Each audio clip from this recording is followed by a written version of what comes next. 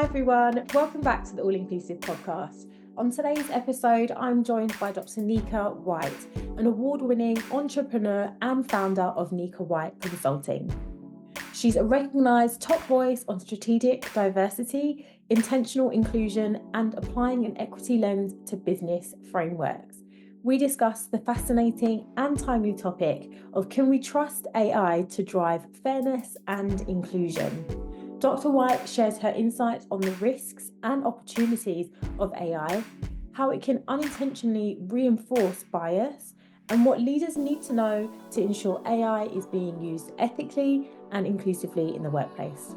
As always, before jumping into the video, make sure you hit that subscribe button, turn on your notification bell, and follow on your favourite podcast platform so that you never miss an episode. That being said, let's jump in. Hi, Dr. Nika. Hi, Natasha. How are you? I'm good. Thank you so much for joining me today on the podcast. Thank you so much for having me. I'm super excited for this conversation. Yes, me too. So let's not delay. Let's kick things off. Tell our listeners a little bit more about you and your journey into DEI leadership. Sure. I often share, Natasha, with people that this space of diversity, equity, and inclusion found me, which is interesting because as a Black woman, I've always been in positions where I've had to be very well aware that my demographics were top of mind for others, right? But my background is marketing communications, and spending so much time in that industry, I realized that in order to be smart marketing partners to our clients whose constituencies represent diverse America and beyond, that we needed to also make sure that we were approaching that body of work with the lens of diversity and inclusion as well. And so I really began in my career as a marketing professionals trying to understand how to best lean into really intentionally helping individuals to align with our messaging strategies from a marketing perspective. And so with all of that, it created an opportunity where I was able to start serving in this capacity. Fast forward several years later, I began to do this work within other organizations at a higher level. And I was tapped on the shoulder to say, when are you going to start doing this for yourself? And then I gravitated out into the world of entrepreneurship, and I haven't looked back. Oh, fantastic. That's great. Well, that's definitely an interesting story there and journey for you. So getting into the nitty-gritty of the conversation of today, before we kind of delve into the realm of AI, I'd Yes. really like to just kind of set some foundations around kind of bias in general. So could you just begin by telling our audience a little bit on what are some of the ways that bias can impact certain populations in society? Yeah, absolutely. So first, I think it's important to just underscore that bias does not make us bad people. It makes us human. It's part of our human nature, but it also does not exonerate us from the consequences of our actions, which is why we have to talk about it, which is why we have to upskill people for being able to recognize it so that we can combat it and mitigate it. It certainly does impact various populations in society, and it can lead to discriminations, inequalities, social disparities. And so when we think about bias, it spans across so many different categories. We have, racial and ethnic bias, of course. We have gender bias. We have bias against the LGBTQIA plus community. There's age bias, disability bias. And so it goes on and on. And if we aren't careful to understand how that bias can creep up into our psyche, into our mindset, and then impact our decision-making abilities, our interactions with others, then we aren't positioning ourselves to be able to mitigate it. And it can create harm in so many ways that keeps people out of the opportunities that they are well deserving of. And so we have to make sure that we're talking about it and that we're training ourselves to be able to recognize it so we can mitigate it. Definitely. And I mean, if us as humans are still trying to struggle with how do we mitigate bias in ourselves, naturally it begs the question, how can we do that when we're talking about technology and artificial intelligence, which is kind of goes into our conversation today, which is kind of that role of AI and training the data. What's the implications? So if we ourselves are experiencing bias unconsciously or not, how does that then play out in AI and all of the innovations that we are kind of making in technology now? Yeah, that is a very important question. And I first want to center this one critical point. AI is powerful and there's so much value in AI. So I am showing up to this conversation to make sure that we are balancing the power and the opportunity in AI with also responsible use of AI. I think that's important to intersect here. But to your question, we have to realize that if bias is in people, because it's part of our human nature, and if we aren't doing our part to upskill ourselves to know how it shows up, how to mitigate it, how to correct and restore the harm that may have been caused from our conscious or unconscious efforts that have led to some type of harm for someone else from a bias perspective, then we aren't able to address any decision making, any execution of any kind without that lens, right? And so the people that are building these systems, that are using these systems, they are people. And I think it's critically important for us to realize that just because we have the skill sets to be able to create this very powerful tool does not necessarily mean that we are doing it with the mindset of trying to ensure that we aren't creating harm for others. And so it certainly requires a lens of diversity, equity, and inclusion to be brought into the development and the use of all AI technology. Yeah, no, I totally agree. Yeah. And there's so much that goes into that, Natasha. I think about who are you putting as part of the project team? You know, do we have diversity within the individuals that are helping to make these decisions and develop this tool, right? And then I'm also thinking about from a data collection perspective, is there diverse data that's being collected across many different populations so that all of those who could be using the tool or even impacted by the use of the tool are well represented? Are we being transparent in our algorithms and our explanations of how in which the system was developed and how the decision making process was really done with the lens of DEI?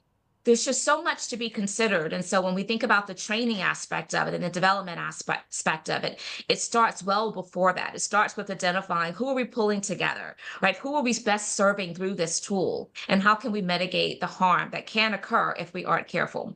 Definitely, and I think it just goes to show the impact that having DEI leaders or those in the room that are asking the right questions, Yes. and that are Yes. really thinking about it's at the forefront of their minds. How inclusive is this?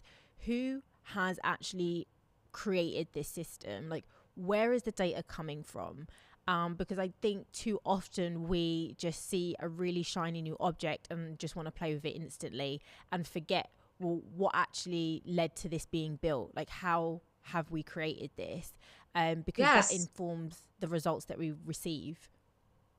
Absolutely. And something that you said is bringing to mind the fact that speed is actually hindering our ability to slow down and to take the opportunity to make sure that training and education is provided for all of those developers and that we are establishing ethical guidelines and standards that everyone is really coalescing around, that we have the right feedback loop, right? You know, so that those feedback mechanisms can lead to continuous improvement and refinement. And so I think that to your point, right now it's so innovative.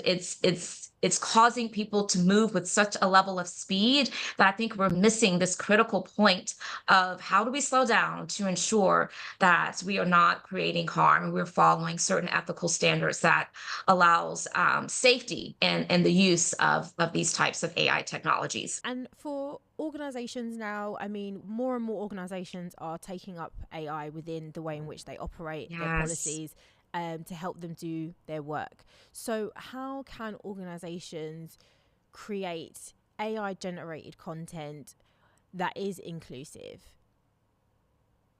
Yeah, well, I think the first thing it goes back to the training and education. You know, AI ethics training specifically is what I think can make a big difference.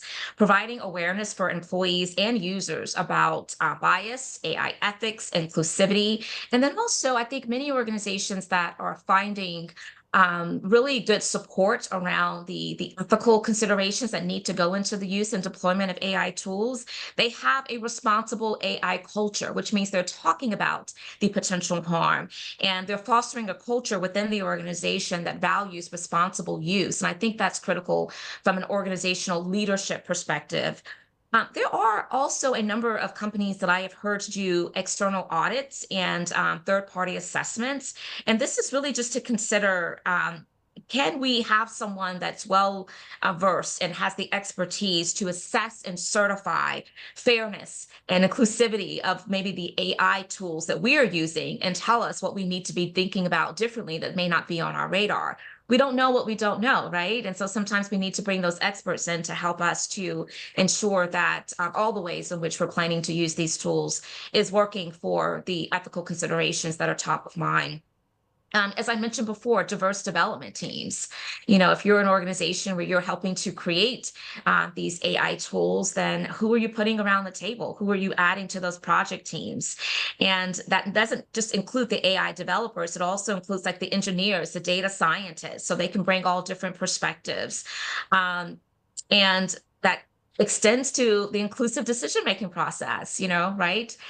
So there's so much to be considered, and I think that many organizations are not quite there yet, but I am pleased to see that through some efforts of the current administration, there are some steps in place that is going to help create greater safety, and some guidelines and standards by which we are going to have to follow at some point. And so I'm glad to see some of that already in place to help us in that regard. And I mean, it's definitely something that's going to be applicable globally as well. It's not just centered in one region either. So it's good Yes. to see, and it's interesting to see what different countries are doing when it comes to AI. So to your point, I mean, I know within the US, yes, there are in the current administration, there have been a lot of a few things that have happened around how do we govern, how do we protect, how do we kind of ensure that this is being used correctly, and the Yes. same in the UK. But there is still a lot of more work to be done, for sure. We're not there yet, but I think Absolutely. we're We're not making a there step in the yet. right direction. um Yeah. One really important thing I wanted to add, Natasha, that I think is also critical, and I would be remiss if I didn't bring this back, but it is user feedback, right? So when we talk about making sure that we're refining, I think it's the testing is so critically important, and not just testing of one population of people, but testing across many different demographics. And so we're seeing that as a really big opportunity to try to catch some of the ways in which AI, if not carefully designed, can certainly create harm. yeah, definitely. And I think we I would like to think that we're moving as a culture, and as a society, to one that is open to giving their opinion and their feedback on products and services that they're receiving. I think more and more Yeah. people are utilizing products, services from various different organizations and companies, and are willing to then say, actually, you know what, I really like this, but I didn't like this aspect.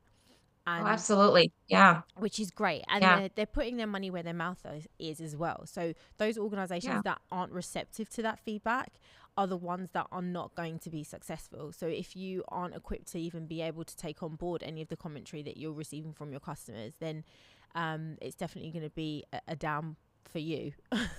Yeah. And it's also going to help manage that reputational risk, right? Because, people are talking, as you mentioned. So if something is missing the mark, people are not hesitating to express that. And if you're an organization that's really touting your commitment to diversity, equity, inclusion, and belonging, but you are creating harm because of the AI tools perhaps that your organization is using or developing for others to use, then certainly that's not going to bode well for the credibility of such a message of, being a supporter and advocate of diversity, equity, and inclusion.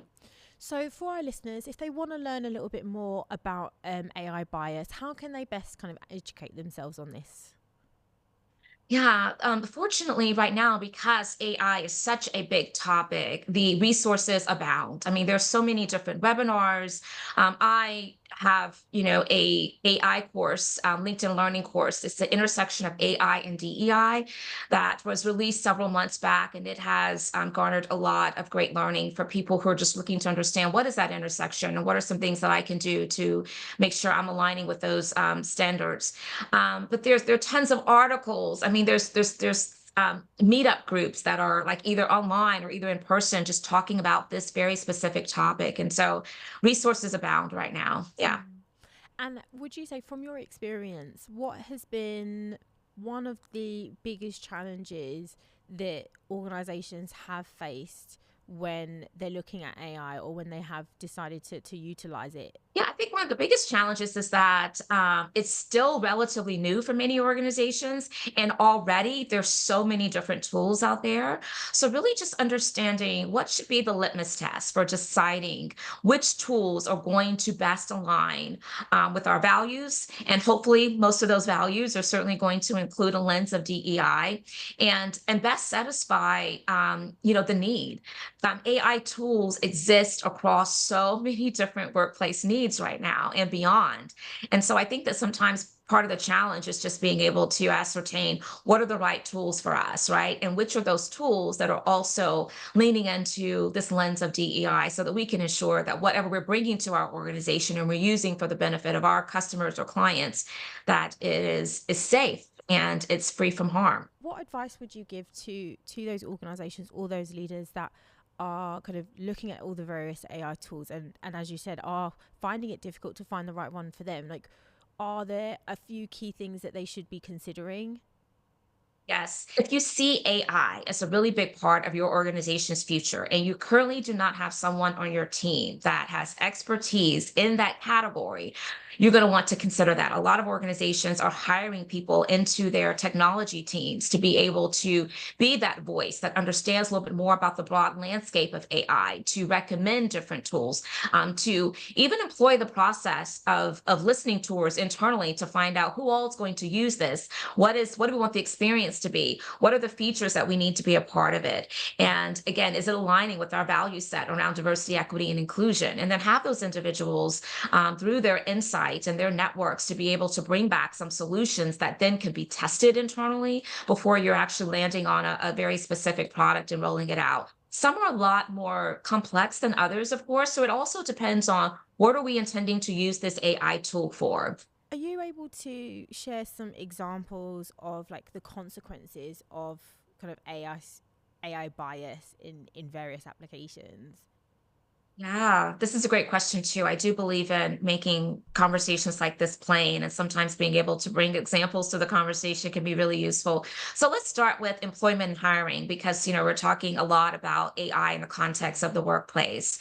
So gender and racial bias are often two of the biases that can show up within employment, hiring, promotion type of processes. There are AI powered hiring tools that have shown to exhibit gender and racial biases. And so that can result in discriminatory hiring practices that can disadvantage, of course, women and other underrepresented minorities. And so we definitely have seen that.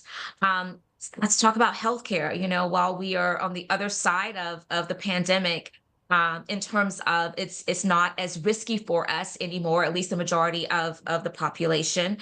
We are seeing that there are a lot of tools that are being leveraged within the healthcare system for medical diagnosis that may perform differently across different racial and ethnic groups, right? And that can, as you can imagine, Natasha, potentially lead to misdiagnoses and disparities within the healthcare outcomes. Many of us have probably also seen like voice or use voice recognition systems, and there's racial and gender bias in those voice systems as well. Like I think about Siri, which is very popular for many of us, and Alexa, right?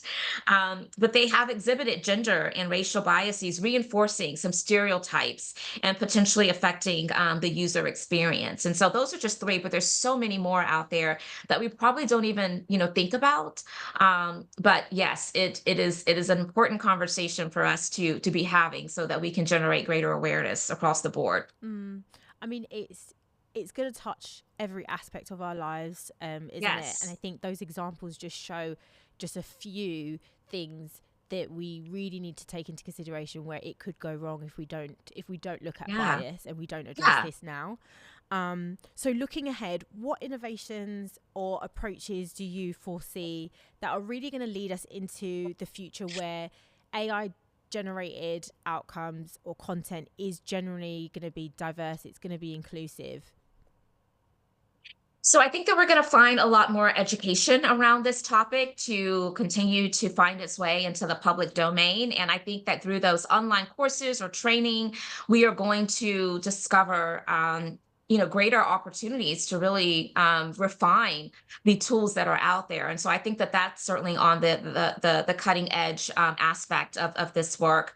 I also think that we're going to, as a result of the additional education, we're going to find people that are even more specialized. The question before was around how can organizations who don't already know where to go and how to narrow down options for AI technology. Some of those individuals are kind of self-taught right now, but there's going to be a time to where there's really going to be some more sophisticated learning and certifications around that field, that industry, which I think is going to be critically important as well.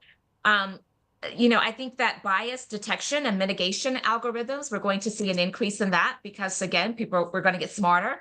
And that's going to be really incredibly helpful as well because, this whole conversation has been about how bias can intersect into AI technology. So I'm really excited to see that. Customization and personalization is something that I'm hearing a lot about too. I think that many organizations are going to find that they're going to be able to customize content that is according to their preferences, right? And what they want to avoid, particularly that could be not being exposed to bias, and I think that's critical, giving the user better control over, their experience when they're interacting with the AI technology. AI for social good is something that I'm hearing a lot about too. I think it's because AI has garnered a lot of attention and criticism around maybe the lack of standards and ethical practices. And so as we tighten those systems up, I think that we're going to find that AI research and development is going to be focused very particularly on solving for societal challenges and promoting diversity and inclusion.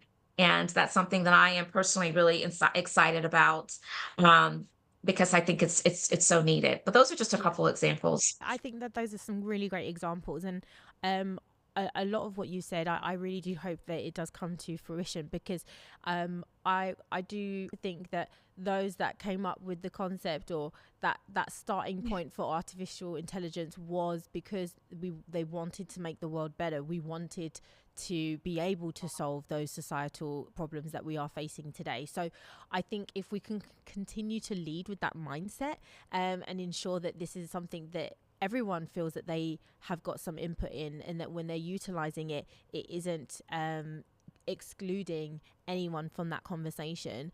I think we can only hope, right? We can only hope. Something else I think is critical as it relates to what we have to look forward to from the future innovation of AI is this greater intentionality for global collaboration. I think that as we're considering international collaboration and cooperations on AI ethics and standards and best practices, that's only going to serve us best. And so I'm excited about that as well. I think that's going to help reduce some of the bias on a global scale if we are collaborating across different geographies. Yeah, definitely, 100%. I'm such an advocate for collaboration. I think it's so important in every aspect, really. Yes, because the more minds that I know that sometimes they say like too many cooks in the kitchen, but but in this instance and in a lot of situations and scenarios, we do want to make sure that we are bringing everyone from the four corners of the earth to really discuss this because it's going to impact us all as a society. So I'm super excited. I'm really pleased that we were able to have this conversation, Dr. Nika. It's been eye-opening for sure. AI has been one that I have definitely steered away from talking about just because I'm like, I don't know. I don't know what's going to happen. But it's been great to have you and for our listeners to kind of find out a little bit more about that inherent bias that we currently are dealing with right now, and how impactful it can be on the innovations that are coming our way. So and what we can do to mitigate that. Yes, absolutely. This has been a very rich conversation. So thank you so much for bringing this topic to your community.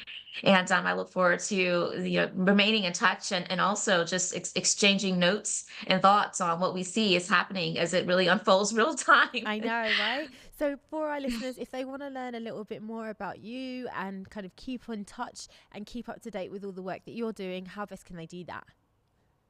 The best way is to visit our website, which is simply nikawhite.com. And there you can get access to all of my social media platforms where I have a presence. I produce a lot of content. Would love to be in connection with as many of you as possible. And I look forward to it. Nikawhite.com. That's fantastic. And I'll also be putting a link down below to details for our listeners to be able to find out a little bit more about your LinkedIn learning course on AI. I think it's definitely going to be an eye-opener and helpful for them on their own learning journeys as well. So once again, Nika, thank you so much for joining me today. It's been a pleasure. Thank you for having me again.